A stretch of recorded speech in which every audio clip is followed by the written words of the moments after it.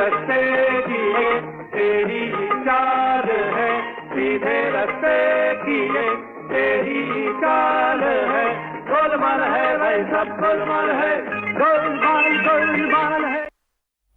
नमस्कार, न्यूज़ 11 भारत देख रहे हैं आप। आपके साथ मैं हूं अभिषेक भारती और आज हम आपको गोलमाल दिखाने वाले हैं। आपने गोलमाल तो देखी होगी, फिल्म अमोल पालेकर की और फिर अजय देवगन की भी। सब क्या फिल्म है, बहुत हंसे थे हम, आप भी हंसे होंगे। लेकिन क्या आपने झारखंड की गोलमाल देखी है? आज हम आपको एक गोलमाल झारखंड का दिखाते हैं। यह गोलमाल एक सड़क का है।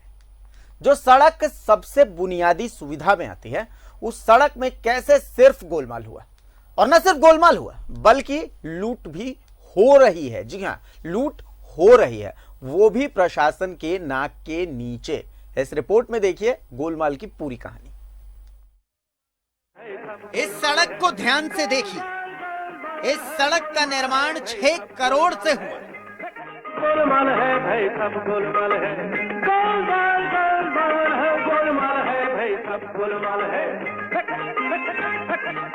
जी हां, इस सड़क में सब गोलमाल है। ये सड़क चांडिल स्वर्ण रेखा बांध प्रमंडल 2 के अंतर्गत NH 33 पर बनी, वो भी पूरे 6 करोड़ की लागत से। कैसे, इसे समझिए। इस सड़क के लिए टेंडर निकला, जैसा अमूमन होता है। फिर संवेदकों ने टेंडर डाला, ये भी तो होता ही है। फिर 2 कंपनियों के नाम टेंडर निकला। यहां तक सब ओके। पहला टेंडर था सुजीत कुमार के नाम, दूसरा टेंडर था स्मृति इंजीकॉम कंस्ट्रक्शन। यहां तक सब ओके, पर सीधे रास्ते की टेढ़ी चाल अब समझिए। ये जो स्मृति इंजीकॉम कंस्ट्रक्शन कंपनी है, वो है सुजीत कुमार के पत्नी। याद आया? ये सुजीत कुमार कौन? हुजूर वही पहले टेंडर वाले। यानी कहानी घर घर की।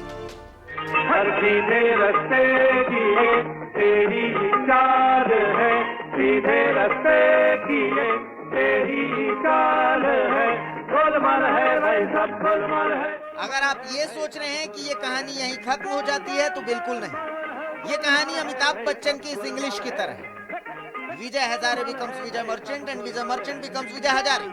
Vijay Merchant and Vijay Hazare, they were at the crease, and Vijay Merchant told Vijay Hazare, look Vijay Hazare, this is a very prestigious match and you must consider this match very carefully. So considering the consideration that Vijay Hazare gave Vijay Merchant told Vijay Hazare that ultimately we must take a run. And when they were striking the ball on the leg side, sir, the consideration came into an ultimatum, and ultimately Vijay Hazare went to Vijay Merchant and said, shut up! जी हाँ, अब शुरू हुआ लूट का खेल।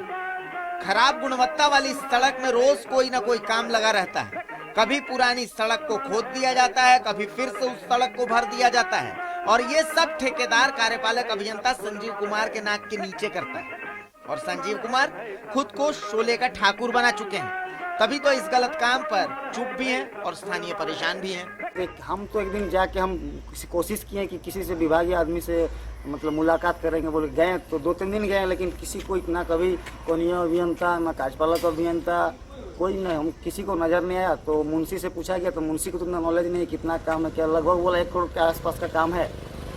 तो हम लोग देखें इस रोड को कम से कम नहीं तो इस 5 साल के दरमियान कम से कम 3 बार टेंडर हो चुका है। लूट का खेल जारी है, पर कब तक इसका जवाब कब मिलेगा, ये देखना है। चांडिल से न्यूज़ 11 भारत के लिए बसंत कुमार की रिपोर्ट। तो आप समझिए इस चीज को कि कितना गोलमाल है। 6 करोड़ की एक सड़क, उस सड़क की दुर्दशा आप देख रहे हैं। और सबसे बड़ी बात कि कार्यपालक अभियंता से जब हमने बात करने की कोशिश की तो वो कुछ भी नहीं कह रहे हैं। वो कह रहे हैं कि भाई हम चुप रहेंगे। साहब, आपके चुप रहने से क्या ये भ्रष्टाचार छिप जाएगा?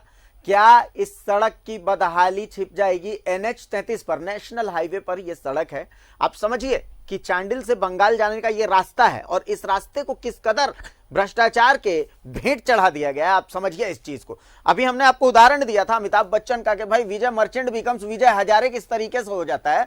तो आप समझिए कि 2 कंपनियां जिनके नाम से टेंडर निकलता है, पहला जो है वो सुजीत कुमार, और दूसरा एक कंपनी है जो उनकी पत्नी की है। यानी दोनों टेंडर घर में ही आ जाते हैं। अब किस प्लानिंग के साथ ये हुआ, इसे आप समझ सकते हैं। और उसके बाद फिर खेल यहीं खत्म नहीं हुआ। उसके बाद जो सड़क बनी, कभी उसे खोद दिया जाता है, कहीं पर भी खोद दिया जाता है, लगातार उस पर काम लगाया जाता है। आप इस सड़क की दुर्दशा देख सकते हैं इन तस्वीरों में, जो आपकी टीवी स्क्रीन पर आप देख रहे हैं, ये वही सड़क है। अब आप अंदाजा लगाइए कि इस सड़क पर लोग चलते कैसे होंगे। क्या इस सड़क पर चलना भी संभव है?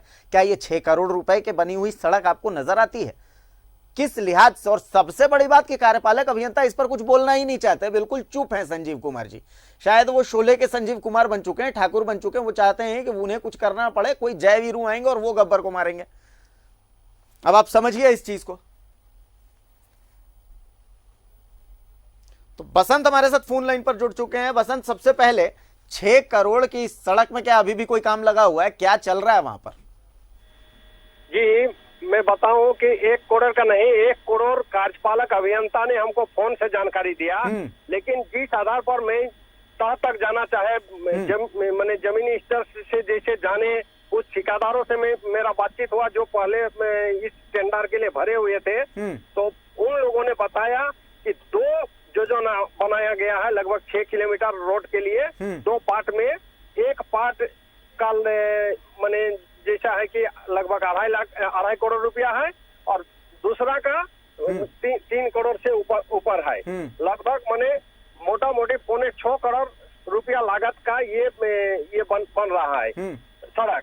और सड़क में जो मैंने इन लोगों का जैसे कि 10 mm का और 20 mm का गिट्टी और कृसार दास दे करके बनाना है, लेकिन इन लोग कृसार का दास नहीं दे करके सीधे 7 mm का गिट्टी दे करके रोड को बनाया जा रहा है। दूसरी ओर जो रोड जो बनने का है, इसको पहले खोदना था, खोद करके जो मैंने इन लोग का खराब मटेरियल था, सारा खराब मटेरियल को बाहर फेंकना था, लेकिन बाहर इन लोग कुछ नहीं, खोदाई भी नहीं कर रहे, कुछ नहीं, हल्का फुल्का खोद करके उसी के ऊपर में लेपापोती करके काम को किया जा रहा है, जिसके कारण ये पता चल रहा है कि विभाग और मैंने ठेकेदार मिली भगत है। दूसरी ओर ये चीज है कि लगभग 20 से 30 मैंने ठेकेदार दोनों योजना के लिए अपना टेंडर भरे हुए थे, लेकिन इस तरह से मिली भगत हो करके इसमें पूरी हमको ये मालूम हो रहा है, सुवर्ण रेखा बांध परियोजना प्रमंडल संख्या 2 जो है, ये ठेकेदार को मिली भगत के साथ,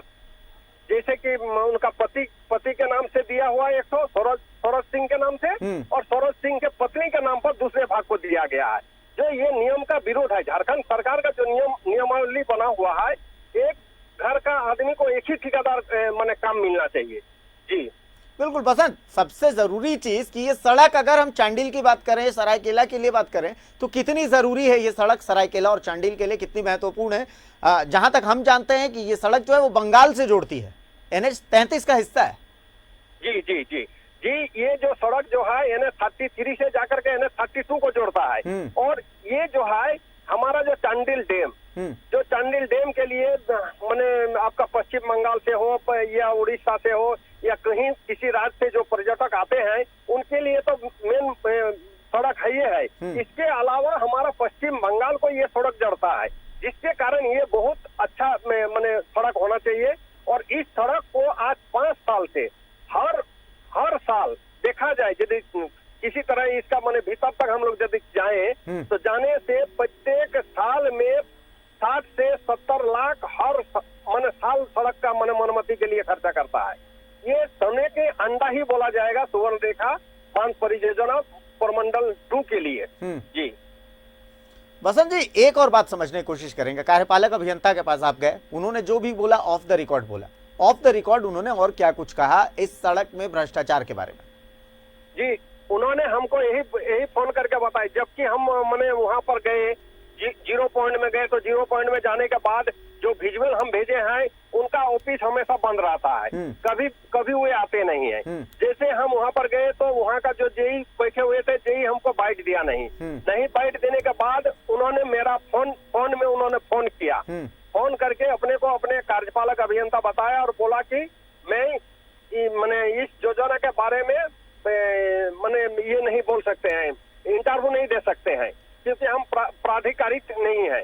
जबकि इसके पहले जो हम लोगों का कार्यपालक अभियंता लोग थे, वो हमेशा हम लोगों को बुला करके प्रेस विज्ञप्ति करते थे, उसके बाद हम लोगों को बताता भी था कि किस तरह से डैम का डेवलपमेंट हो रहा है, नहीं हो रहा है, लेकिन ये कुछ जानकारी हम लोगों को नहीं दिया जा रहा है, जिसके कारण हमको लग रहा है इस सड़क के पीछे बहुत बड़ा माने घोटाला का पर्दाफाश होने वाला है। सब गोलमाल है, यही कहा जाए तो एक शब्द में सारी बात आ जाती है। चलिए, शुक्रिया बसंत इस तमाम जानकारी के लिए। तो चांडिल से हमारे संवाददाता बसंत थे जो स्पॉट पे गए, उन्होंने ही सारी तस्वीरें जो आप टीवी स्क्रीन पर देख रहे हैं वो भेजी हैं। और आप समझिए इस चीज को कि एक सड़क है जो आपकी सबसे बुनियादी अधिकार होता है, एक अच्छी सड़क।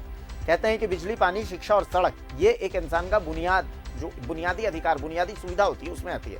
पर आपकी बुनियादी सुविधा पर किस कदर डाका डाला जा रहा है वो आप इन तस्वीरों के माध्यम से समझ सकते हैं।